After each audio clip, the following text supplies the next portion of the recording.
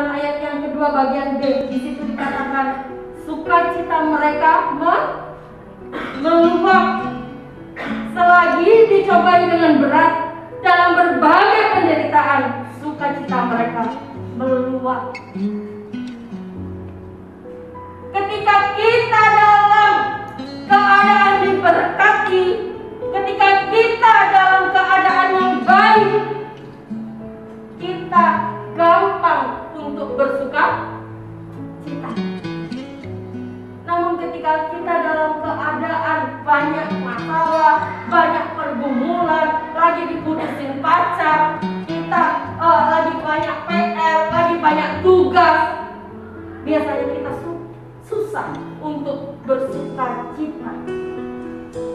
Namun jemaat Makedonia, walaupun mereka dalam keadaan yang kurang baik, walaupun mereka dalam keadaan banyak mengalami penderitaan, mereka dalam keadaan banyak dicobai, Tuhan izinkan banyak pencobaan terjadi dalam kehidupan mereka. Firman Tuhan katakan apa? Hati mereka tetap meluap, melimpah dengan sukacita. Dan Tuhan mau untuk kita bertumbuh, kita harus pertahankan sukacita yang Tuhan berikan kepada kita. Sukacita yang Tuhan berikan kepada kita. Makanya jangan jadi benih yang sensitif. Karena kalau jadi benih yang sensitif, jadi orang yang sensitif, ada orang, tadi saya bilang ada orang yang bisik-bisik, dia pikir ngomongin dia, akhirnya apa? Tersinggung, sakit hati yang tadinya sudah mulai aktif dalam pelayanan, akhirnya mundur lagi, pindah ke gereja lain, akhirnya mengulang lagi dari nol,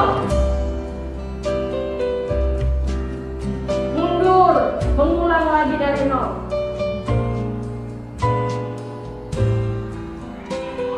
Kehilangan sukacita. Tapi kalau kita tidak menjadi benih yang sensitif, kita mau ditempatkan di mana aja, santai aja, kita tidak akan pernah kehilangan sukacita. Mau beban kita seberat apapun, kita akan tetap bisa tersenyum. Hey bro, apa kabar bro? Padahal dia sendiri sedang galau, hatinya sedang tidak baik, dia sedang banyak beban, tapi dia masih bisa menguatkan orang. Semangat ya Jess, semangat ya bro, semangat guys. Dia masih bisa menguatkan orang. Karena apa? Dia tidak kehilangan sukacita. Dan Tuhan mau kita bisa mempertahankan sukacita yang Tuhan sudah berikan kepada kita. Makanya firman Tuhan mengatakan, hanya dekat Allah saja aku tenang. Hanya dekat Allah saja aku tenang. Dan orang yang hatinya tenang, pasti dia bisa bersukacita. Makanya kalau engkau lagi banyak masalah, banyak pergumulan, banyak cobaan dalam hidupmu, banyaklah duduk diam di bawah kaki. Karena hanya dekat Allah saja aku tenang. Karena hanya ketika engkau dekat dengan Tuhan, engkau akan mendapatkan ketenangan. Dan engkau akan tetap bisa mempertahankan sukacitamu. Karena orang kalau kehilangan sukacita, itu mau ngapa-ngapain berat, mau ngapa-ngapain itu susah. Senyum pun susah. Senyum pun susah. Orang sudah ngelawak, orang sudah bertingkah-tingkah, beratraksi, berlucu-lucu di depan dia, dia biasa. Semua orang sudah ketawa keras-keras, dia hanya diam. Kehilangan sukacita. Dan orang yang kehilangan sukacita pasti akan kehilangan semangat. Sehingga apa? Sehingga dia susah untuk mengalami pertumbuhan. dalam kerohaniannya. Dia susah mengalami pertumbuhan dalam pengiringannya bersama dengan Tuhan. Oleh karena itu, Tuhan mau kita semua mempertahankan sukacita kita agar tetap di dalam Tuhan. Yang ketiga, agar kita tetap bisa bertumbuh di dalam Tuhan. Yang ketiga adalah tetap latih dirimu untuk terlibat dalam pekerjaan Tuhan. Aktif dalam persekutuan, antusias dengan Tuhan. Di ayat yang kedua, di situ dikatakan sukacita mereka meluap, dan meskipun mereka sangat miskin, namun mereka kaya dalam kemurahan. Ayat yang ketiga dikatakan, aku bersaksi bahwa mereka telah memberikan menurut kemampuan mereka, bahkan melampaui kemampuan mereka. Ayat yang keempat, dengan kerelaan sendiri mereka meminta dan mendesak kepada kami supaya mereka juga boleh beroleh kasih karunia untuk mengambil bagian dalam pelayanan kepada orang-orang kudus. Firman Tuhan katakan, jemaat Makedonia ini bukan hanya sedang mengalami pencobaan yang berat, bukan hanya sedang dalam masalah yang berat, tapi perekonomian mereka juga sedang digoncang. Makanya firman Tuhan mengatakan di situ, dan meskipun mereka sangat, ada kata sangat miskin, itu berarti hidupnya apa? Sangat di bawah rata-rata, sangat di bawah rata-rata. Namun mereka kaya dalam kemurahan.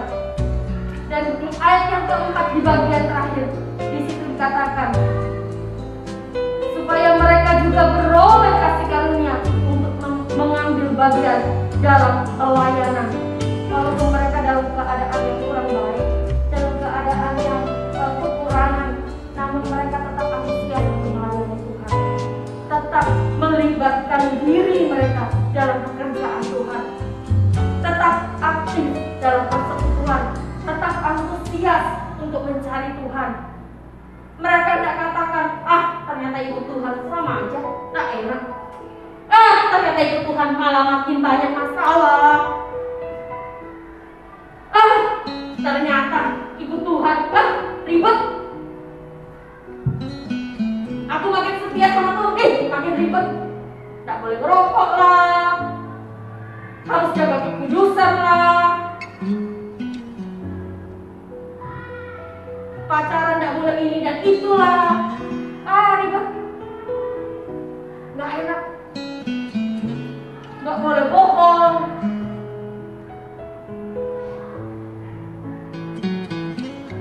nggak boleh balas kejahatan dengan kejahatan. Nggak enak, nggak kuat aku, nggak bisa.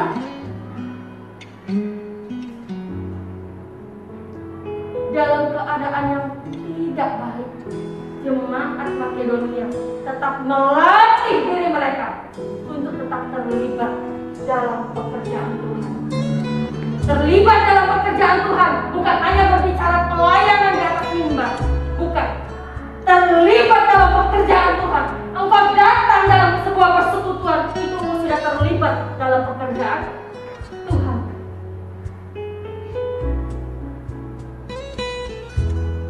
Dan jemaat Makedonia ini semua panitianya pada saat itu tidak melibatkan mereka. Tapi janganlah, kasihan mereka. Mereka itu sudah banyak masalah. Mereka itu juga untuk hidup aja susah. Udah nggak apa-apa lah. Nggak usah terlalu banyak libatkan mereka. Yang penting mereka ada. Tapi ternyata apa? Jemaat Makedonia bukan hanya mau mereka hadir, tapi mereka juga mau terlibat dalam pelayanan yang dilakukan.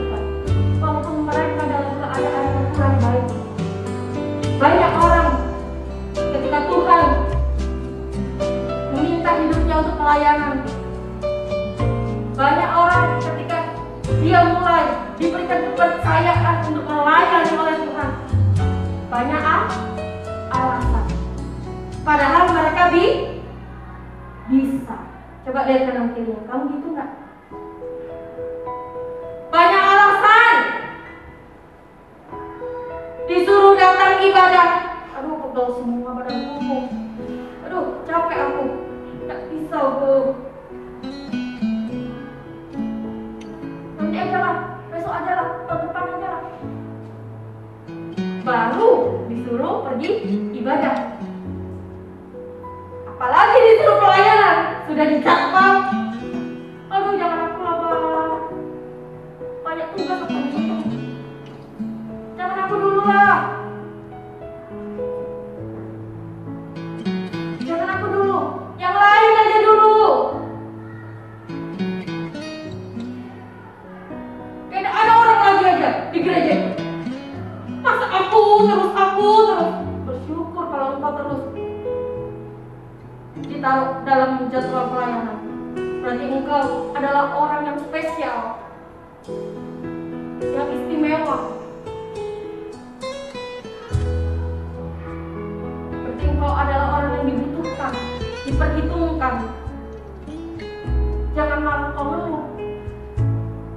Aku aja terus, semua aku aja. Perasaan jadwal ini kebanyakan namaku daripada nama orang lain. Jemaat Makedonia dalam keadaan yang kurang baik, tapi mereka tidak mengeluh dengan keadaan. Mereka tetap melatih dirinya untuk terlibat dalam pekerjaan Tuhan. Karena ketika kita dalam banyak pencobaan, kita dalam banyak masalah, banyak pergumulan, terkadang seringkali untuk berdoa aja kita susah. Untuk berdoa aja kita sulit. Untuk berdoa aja sampai kita tuh nggak tahu apa yang mau kita doakan. Kenapa? Terlalu banyak pergumulan, terlalu banyak masalah, terlalu banyak beban yang ada di pikiranmu, di hatimu, di hidupmu. Sehingga untuk berdoa aja aku bingung, Tuhan aku mau berdoa apa. Dan seringkali ketika orang mulai gak tahu mau doa apa, dia bukan terus melatih dirinya untuk tetap berdoa, tapi mereka malah mengikuti dagingnya. Ya udahlah, gak usah lagi berdoa. Hatiku juga lagi gak damai, gak mood hati ini, gak bisa aku berdoa. Ingat ketika engkau sedang susah untuk menyembah, sedang susah untuk berdoa, nggak tahu mau berdoa apa, tetap latihlah dirimu untuk datang kepada Tuhan.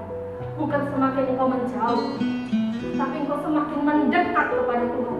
Kalau engkau nggak tahu apa yang mau kau doakan, Tuhan sudah kasih pengajaran sama kita tentang berdoa. Doa apa? Bapa kami. Kalau engkau nggak tahu mau doa apa, buka Alkitabmu. Kalau engkau nggak hafal masih doa Bapa kami, buka Alkitabmu, baca itu doa Bapa kami. Terus engkau perkatakan, terus menerus. Selama aku berdoa, Tuhan aku nggak tahu aku mau berdoa apa. Terlalu banyak masalahku Tuhan, terlalu banyak pergumulan hidupku Tuhan. Aku sudah nggak tahu mau berdoa apa. Pernah nggak kamu begitu? Pernah nggak? Pernah. Saya pun pernah seperti itu. Tapi ketika engkau mengalami seperti itu, jangan engkau malah mengikuti dagingmu.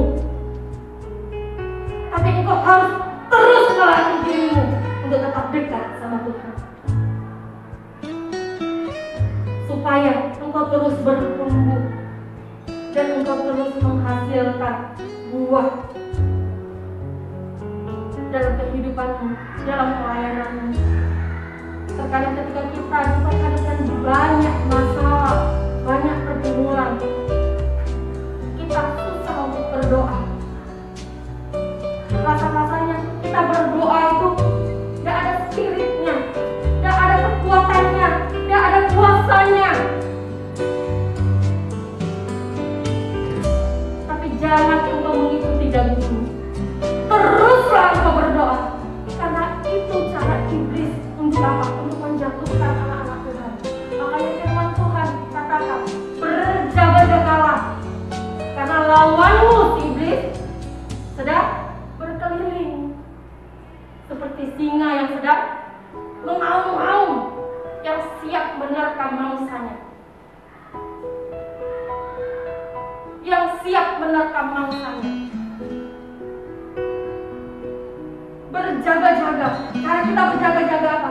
Terus melatih diri kita untuk tetap hidup dalam persekutuan bersama dengan Tuhan. Terus melatih diri kita untuk tetap terlibat dalam pelayanan Tuhan. Untuk tetap terus mengikuti apa yang firman Tuhan ajarkan. Susah enggak? Susah.